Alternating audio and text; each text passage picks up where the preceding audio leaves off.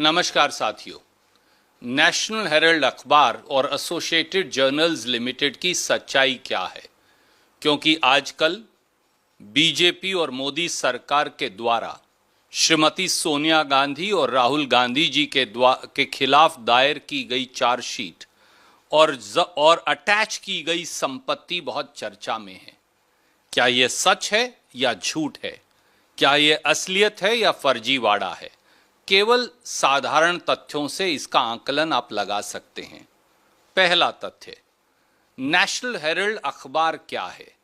इसे साल 1937 में जंग आज़ादी की लड़ाई के दौरान पंडित जवाहरलाल नेहरू द्वारा स्थापित किया गया।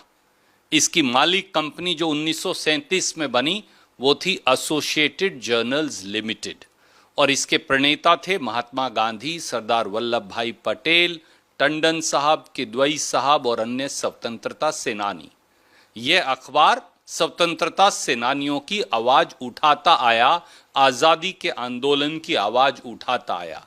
इसी कारण से नेशनल हेराल्ड अखबार को अंग्रेजों ने 1942 के भारत छोड़ो आंदोलन में इस पर प्रतिबंध लगा दिया, जो 1945 तक चला। आज तक यह अखबार चल रहा है। 1937 से आज तक एसोसिएटेड जर्नल्स लिमिटेड कंपनी है। आजादी के आंदोलन के बाद, भारत को आजादी मिलने के बाद, यह अखबार अपने कर्मचारियों की तनख्वाह नहीं चुका पाया, वीआरएस की राशि नहीं चुका पाया, म्युनिसिपल टैक्स नहीं चुका पाया, अन्य स्टैट्यूटरी ड्यूज, कानूनी जो देनदारी है वो नहीं चुका पाया। तो भारतीय राष्ट्रीय कांग्रेस की यह जिम्मेवारी थी। इसलिए भारतीय राष्ट्रीय कांग्रेस ने समय समय पर नेशनल हेराल्ड अखबार और एसोसिएटेड जर्नल लिमिटेड को कर्ज देकर यह सारी राशि का भुगतान किया, क्योंकि यह स्वतंत्रता संग्राम की आवाज थी। यह राशि बनती है 90 करोड़ रुपया। नेशनल हेराल्ड प्रॉफिट नहीं कमाता, इसलिए वो इस राशि का भुगतान कभी कर ही नहीं सकता था। तो इसका हल क्या हो? कानूनी राय ली गई और एक नॉट फॉर प्रॉफिट कंपनी बनाई गई, यानी उसका नाम था यंग इंडिया लिमिटेड। उसके शेयर होल्डर बने Shrimati Sonia Gandhi, Shri Rahul Gandhi.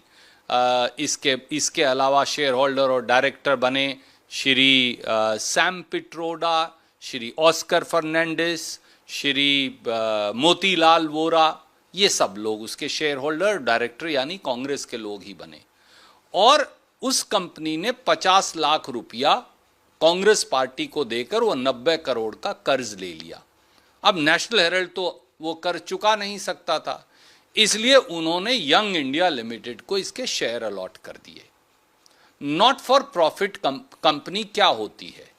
Young India limited ना किसी को तनख्वाह दे सकती, ना डिविडेंड दे सकती, ना प्रॉफिट शेयर दे सकती, ना संपत्ति बेच सकती और ना ही उसके शेयर बेचे जा सकते।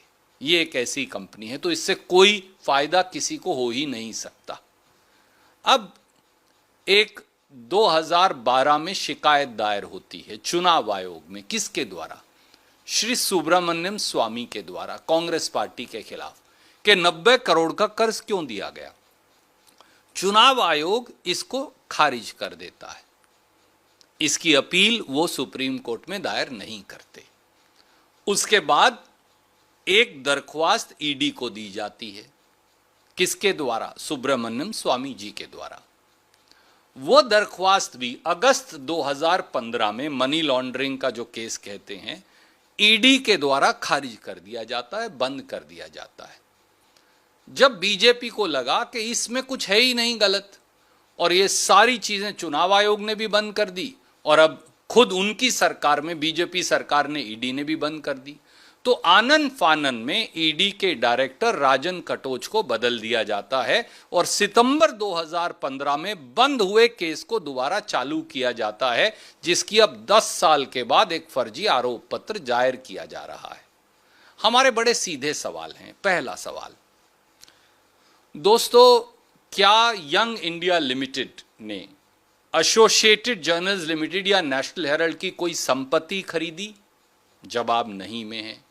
क्या एसोसिएटेड जर्नल्स लिमिटेड या नेशनल हेराल्ड की कोई संपत्ति यंग इंडिया लिमिटेड या राहुल जी या सोनिया जी या किसी और डायरेक्टर या शेयर होल्डर के नाम हो गई? जवाब नहीं में है। क्या एसोसिएटेड जर्नल्स लिमिटेड या नेशनल हेराल्ड से 1 रुपया भी लिया गया? जवाब नहीं में है। क्या नेशनल हेराल्ड की संपत्ति उसके पास है? जवाब हां में है। जब कोई संपत्ति ली और दी ही नहीं गई, जब 1 फूटी कौड़ी का लेन देन ही नहीं हुआ, तो मनी लॉन्ड्रिंग और अपराध क्या हो गया?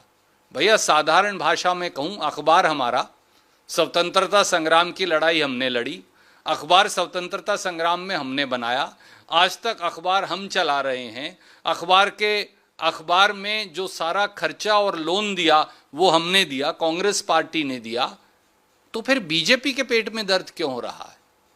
तो फिर मोदी सरकार के पेट में दर्द क्यों है? ना कोई अपराध हुआ, ना 1 पैसे का लेन देन हुआ, ना किसी संपत्ति का हस्तांतरण हुआ, ना कोई संपत्ति बेची जा सकती, ना कोई संपत्ति बेची गई, ना 1 रुपए की तनख्वाह ली गई, ना 1 रुपया डिविडेंड लिया गया, ना 1 रुपया प्रॉफिट लिया गया। तो अपराध क्या है? यह सवाल है जिसका जवाब बीजेपी को देना पड़ेगा। इसीलिए चुनाव आयोग ने भी केस बंद कर दिया था, इसीलिए ईडी ने भी बंद कर दिया था। राजनीतिक प्रतिशोध के चलते केवल सोनिया जी और राहुल जी जनता की आवाज उठाते हैं, कांग्रेस जनता के साथ खड़ी है, इसलिए झूठे मुकदमे और आरोप पत्र दायर किए जा रहे हैं। पर जान लीजिए, हम डरेंगे नहीं, झुकेंगे नहीं, सीना ठोक कर लड़ेंगे। जय हिंद, जय कांग्रेस।